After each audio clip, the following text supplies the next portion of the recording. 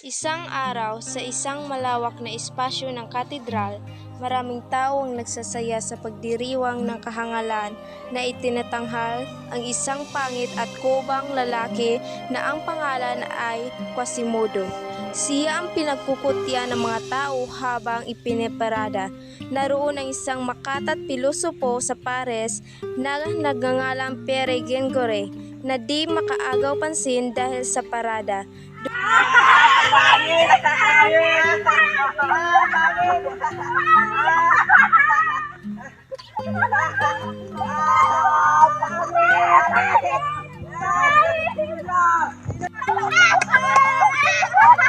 Sige ng kasiyahan. Ang kasiyahan nito ay hindi dapat ipagdiriwang.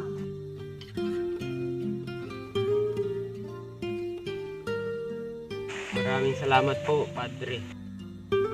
Bilang utang na loob, may ipagagawa ko sa iyo at kailangan mong sundin. Ano po yun, Padre?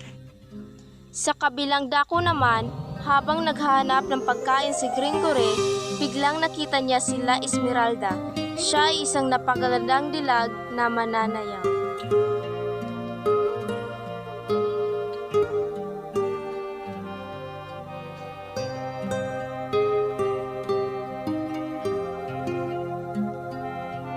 O kay gandang binibini.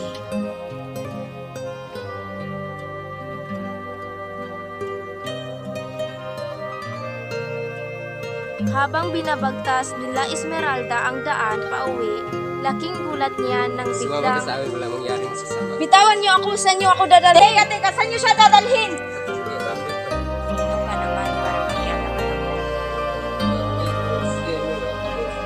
Mabilis na naglaho si Frollo at dumating ang ilang alagad ng hari na pinamumunuan ni Phoebus. Dinakip nila si Quasimodo at iniwan si Gringore sa pangkat ng mga pulobe at magnanakaw.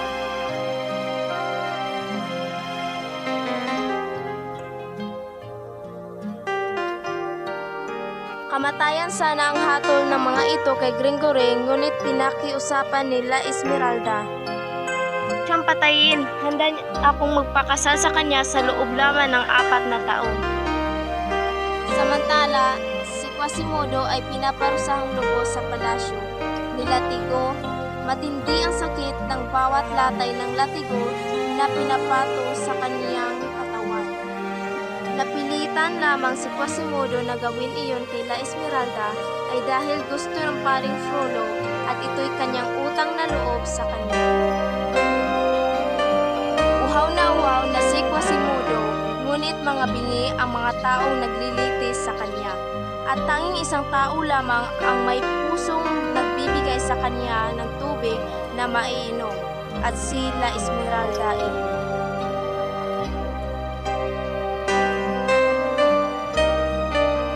Sa di kalayuan, may isang ginang na baliw na nangangalang Sister Guduli at sumigaw ito.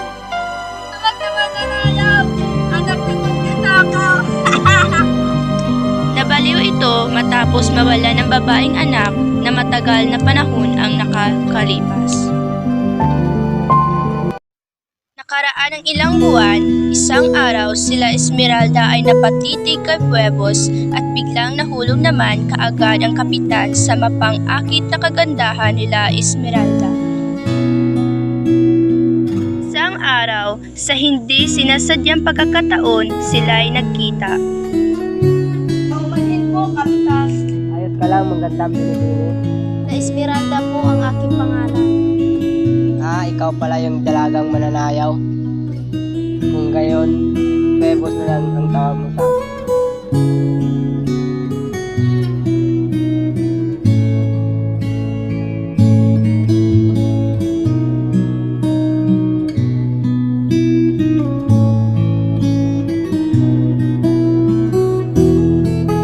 Sige, Phoebus, mauna na ako. Esmeralda, maaari ba tayong magkita mamayang hapon sa malaking puno ng hardin? Mamayang hapon, aasahan mong darating.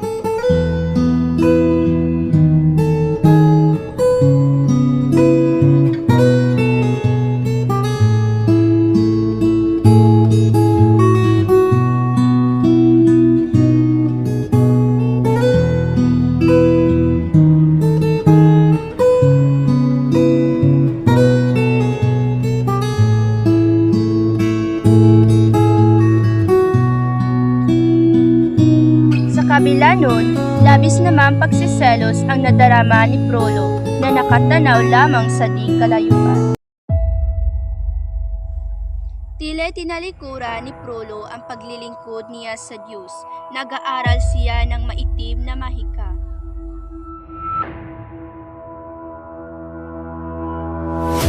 Dahil sa sobrang kagustuhan niya'y angkinin sila Esmeralda, pumunta si Prolo sa lugar na kung saan masayang nag-uusap ang dalawa.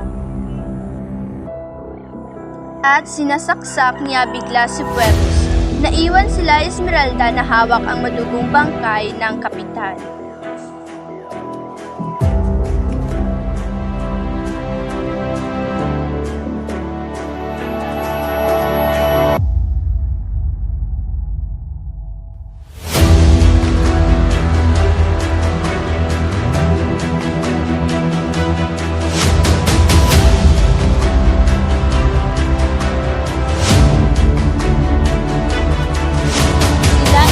Ang nasisi sa pagkapaslang sa kapitan at parusang kamatayan ng hatol sa kanya.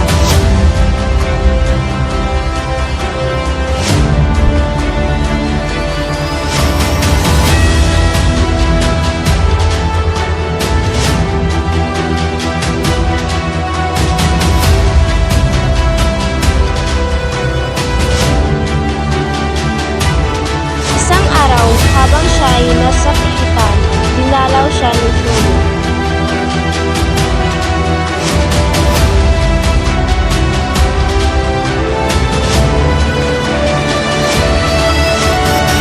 Ng binibili.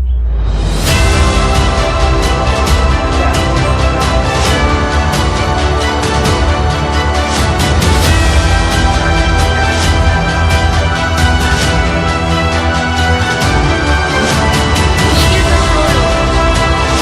Paano mo naman masasabi ang mga bagay na iyan? Hindi ako kailanman nagmamahal ng isang siyana na buti at mamamatayang tao katulad mo. Lapastangan, walang kahinatnan.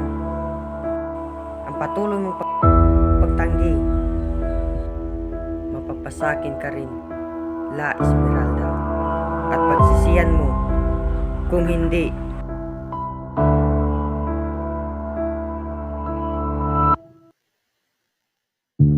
Nung dumating na ang araw na ibibitay sila Esmeralda, bahagya nitong nakita si Phoebus na isa sa nanunood na tao at ang totoo ay buhay ito at nakaligtas sa pagpaslang.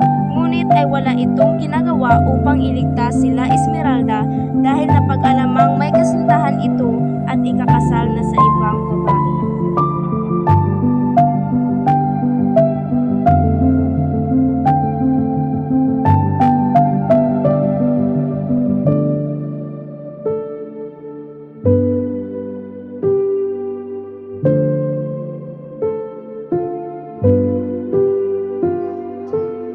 Phoebus! Biglang dumating si Quasimodo at iniligtas sila Esmeralda.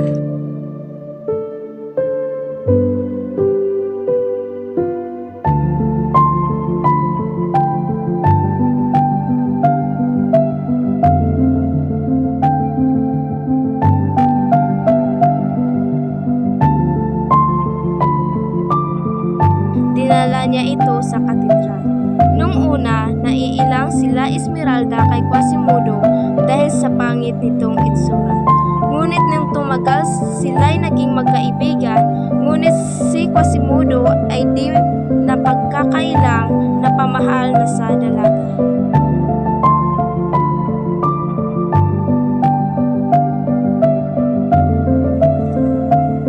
Dumating ang araw na may papalusob na pangkat ang mga taong palaboy at magnanakaw na siyang kinikilalang pamilya nila Esmeralda. Naroon sana sila upang sagipin ang dalaga, ngunit hindi ito naintindihan ni Quasimodo dahil inakala niyang papatayin nila sila Esmeralda. Pumatay si Quasimodo ng mga tao na inaakalang maproprotektahan niya sila Esmeralda.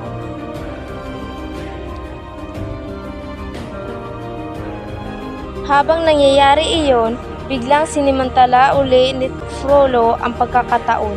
Tinungo niya kung saan sila Esmeralda. Ikaw na naman? Pakiusap, Frollo, lubayan mo na ako.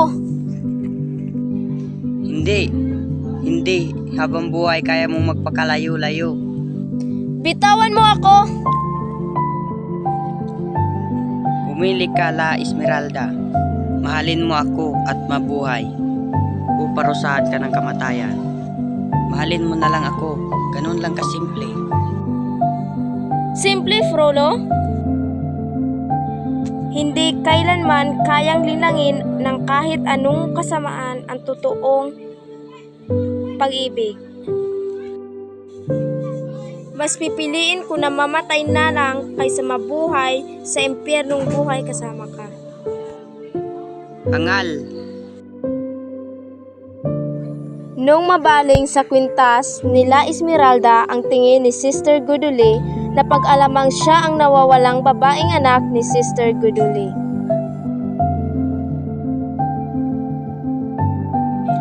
Halika na anak, bago pa. Inay!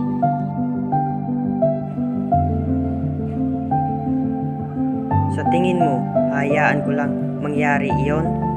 Kung hindi kita makuha, Wes.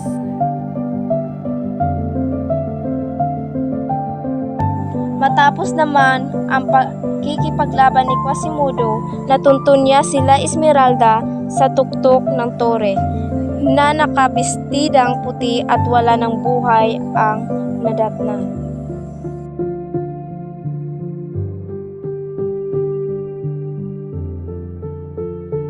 Alam niyang kagagawaan ito ng paring kumupkop sa kanya na si Padre Frollo. Inihulog niya ito mula sa tore at namatay ito. Lumapit ulit si Quasimodo sa bangkay nila Esmeralda at sumisigaw ng,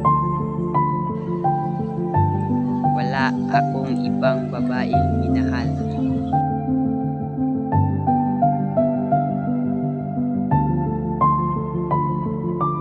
Mula noon, di na muli nakita si Quasimodo. Hanggang ilang taon na ang nakakalipas, may naghukay ng bangkay nila Esmeralda. Laking gulat nila nang may matagpo ang nakakayakap ng kubas sa bangkay ng dalaga.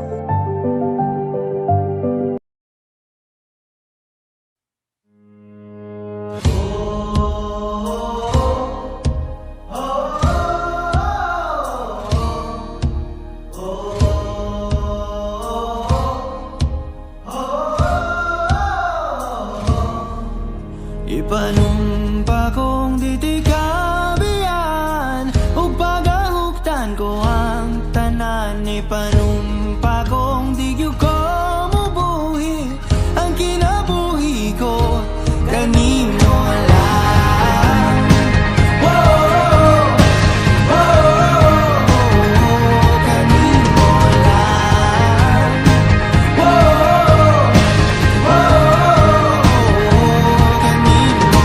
Saksi ang langit sa mga mata kong anigyud kapuyon ug ang akong dughan. Kanunay ngalan mo lang ang sangpiton ug iko magduha-duha og tikang kung mahulog ka andam kung mahulog uban di sana sa tadadon nining panahon. Ipan